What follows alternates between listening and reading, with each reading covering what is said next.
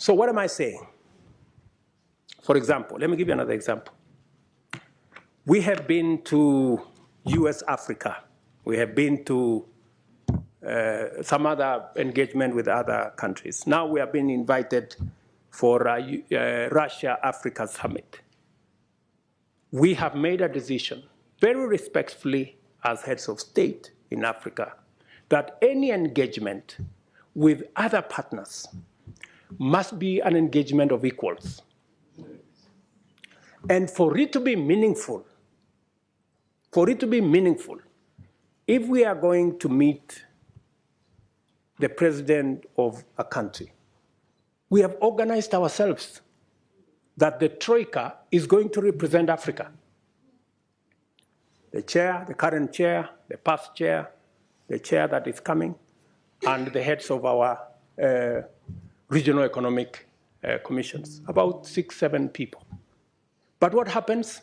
Continuously, when others want to engage with us, they don't want to deal with the Troika. They want to invite 50 heads of state. So we go to a meeting, just explain to me what kind of outcome you expect where 50 heads of state are sitting. Everybody is asked for speak to 1.5 minutes. You speak to for 1.5 minutes. What kind of engagement are you going to get? You're going to get nothing, right? The best that you get is photographs.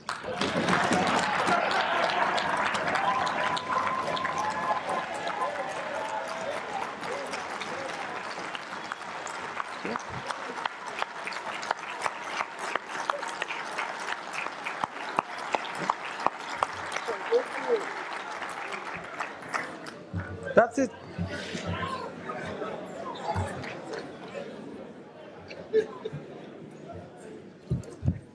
Precisely.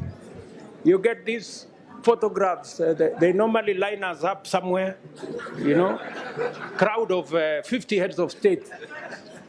You know, and that's all we come home with, you know, because there isn't time to engage any serious country that wants to engage with Africa, yeah, must respect first our architecture. If we have said we are going to be represented by the Troika, why are you inviting 50 people unless you want to sabotage the whole discussion?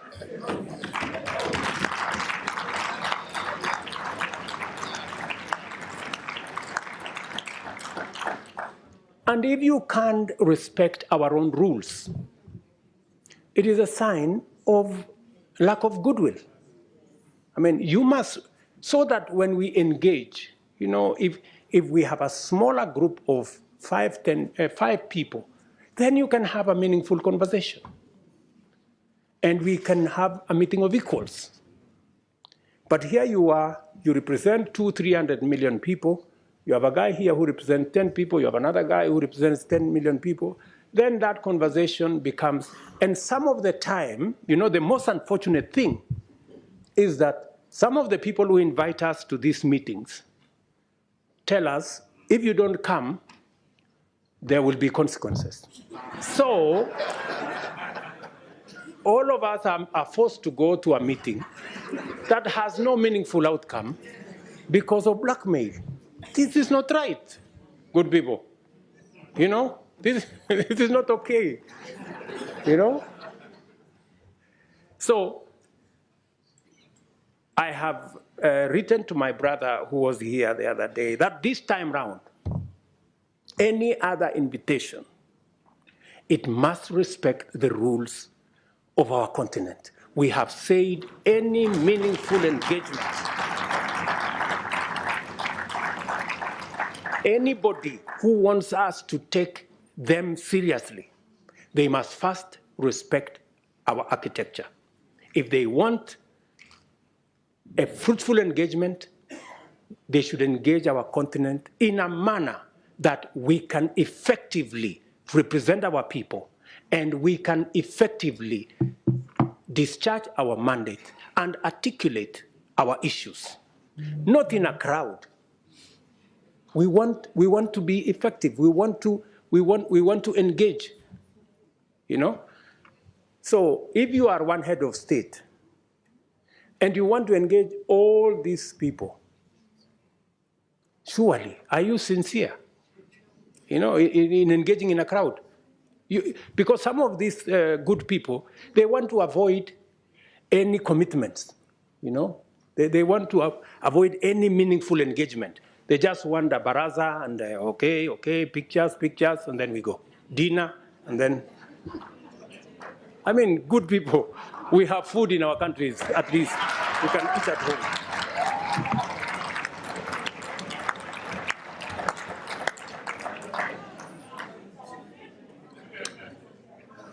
The Africa Union reform agenda must therefore become a priority this session. And you must, members of parliament, you must interrogate and conduct the process to ensure that structurally the roles of the Bureau, Summit, committees, regional caucuses, Secretariat, and Commission are rationalized to give Africa a fit-for-purpose continental governing body worth its name.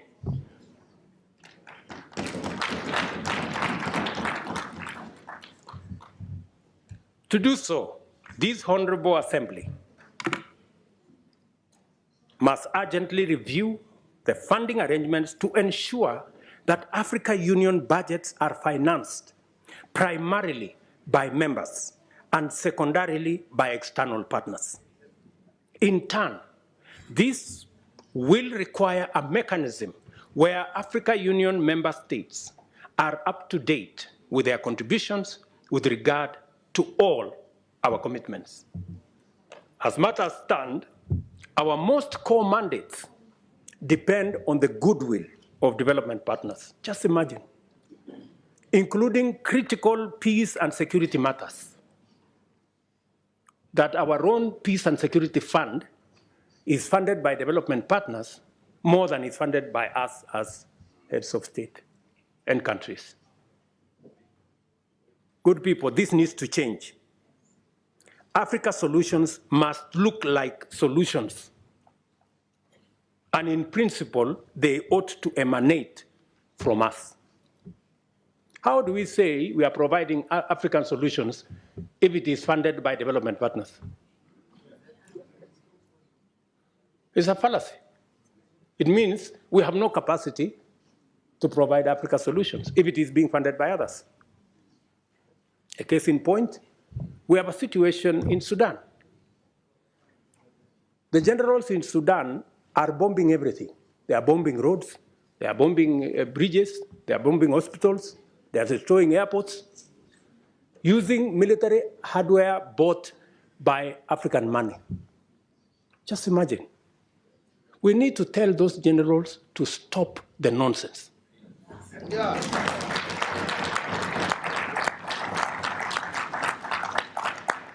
Military capacity is for fighting criminals and terrorists. It is not for fighting children and women and destroying our own infrastructure.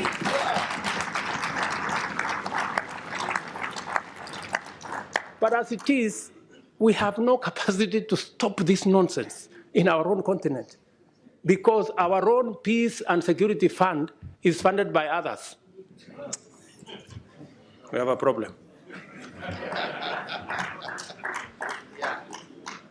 But I'm telling you, we are going to correct this problem. It is us to do it.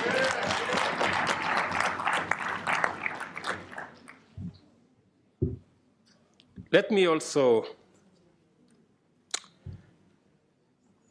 tell you that I think we're going to have a new, and we need your help. You know, we need your support. You must take up your role. You know, you must take up your role and make sure that our executive, the people running the Africa Union, are held to account.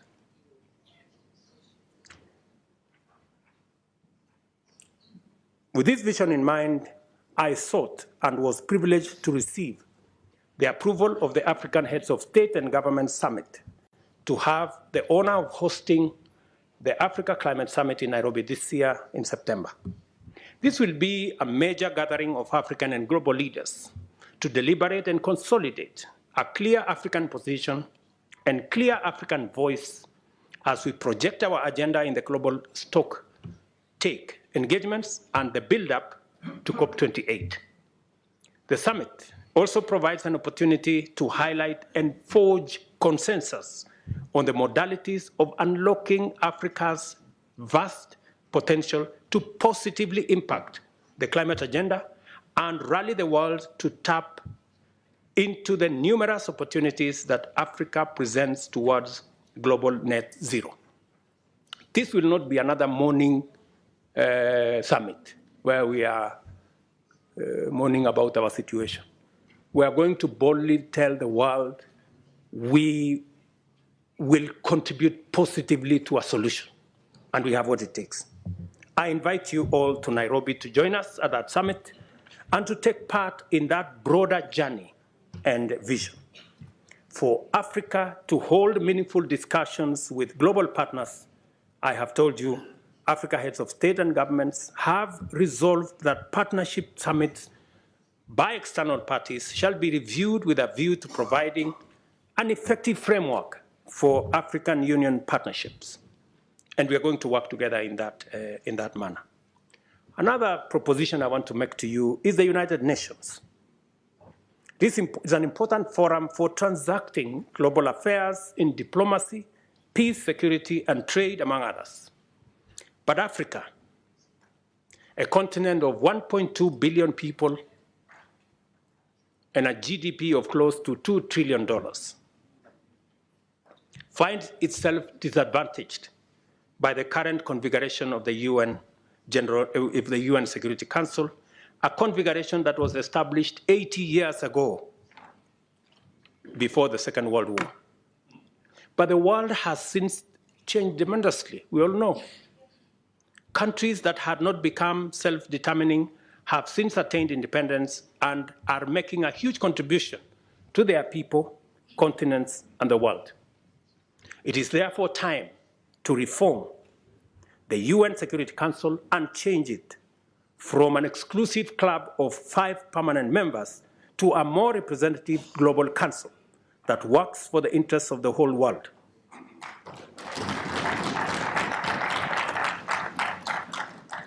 We have said Africa must have, at the minimum, 2 permanent seats at the Security Council. And by the way, we are being very modest. Yeah, we are being very modest because we are understanding. We must therefore work together to make our continent prosperous, for that is what it deserves, and our people now and generations to come, and improve our relations with global business and global investments. One final thing that I know many of you have talked about Paris. Yes, we will be going to Paris because we want to occupy every space. We are going to be consistent. We are going to be coherent. We are going to be audible until there is no place to hide.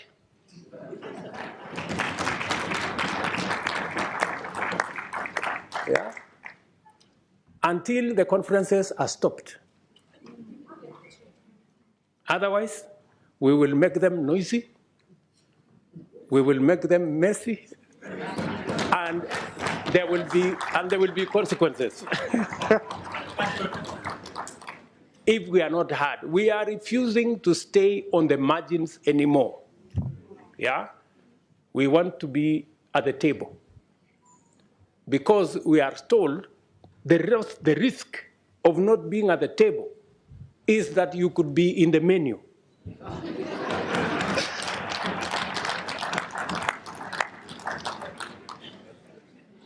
Do you understand? So we are going to occupy every space. And we have been gentlemen for far too long.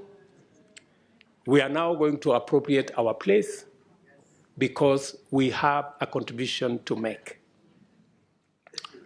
Ladies and gentlemen, Thank you very much for listening to me. I don't take it for granted. And God bless you.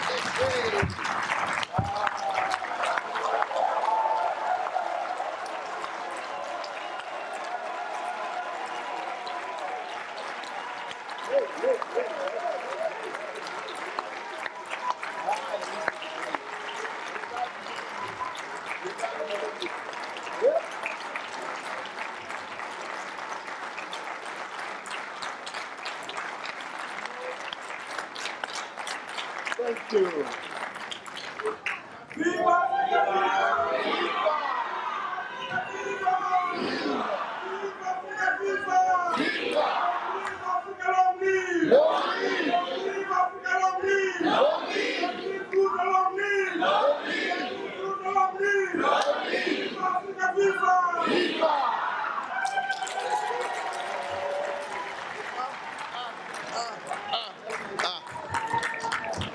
What do we want? Direct justice. What do we want? Direct justice. What do we want? Direct justice. What do we want? Direct justice. When do we want it? Now. When do we want it? Now. When do we want it? Now. Thank you.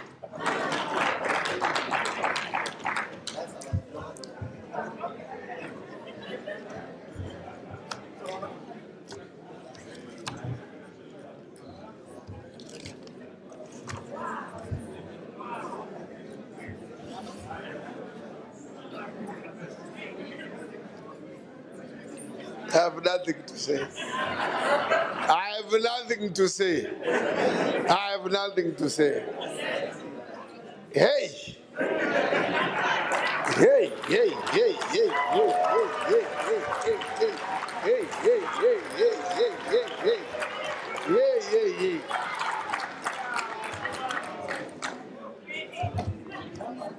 hey. Your Excellency. Your Excellency. I am standing here saying, what can I say? Nothing but to just thank you, nothing more. Just thank you. Hey. Yeah. Yeah. At one point, I could see 80% seated and wondering, looking at you like this. Wondering whether this is coming from a president of this continent. People have always wanted to hear what you say, but they don't hear it. You know, you spoke as if you were this side, not this side. Look, look, look, look. You have propelled Africa to another higher level. I tell you. We now have gained confidence in our leadership on this continent. We really have confidence. We now have hope. And those that are aspiring, because this parliament has produced, as we said yesterday, a number of heads of state from this parliament. The current president of Seychelles was here 2 years ago. The current president of Namibia was a member of this parliament. Former President Mahama of Ghana was a member of this parliament. Former President of Mali, Keita, was a member of this parliament. Who else? So, now today, Niger president, Niger, Bazoum, Honorable Bazoum, he used to sit over there, that side. Bazoum, former member of this parliament. But I want to say, if there are others among you who are also aspiring, I think twice. It is no longer the presidents of yesterday. Things have changed. Look, we now want this caliber.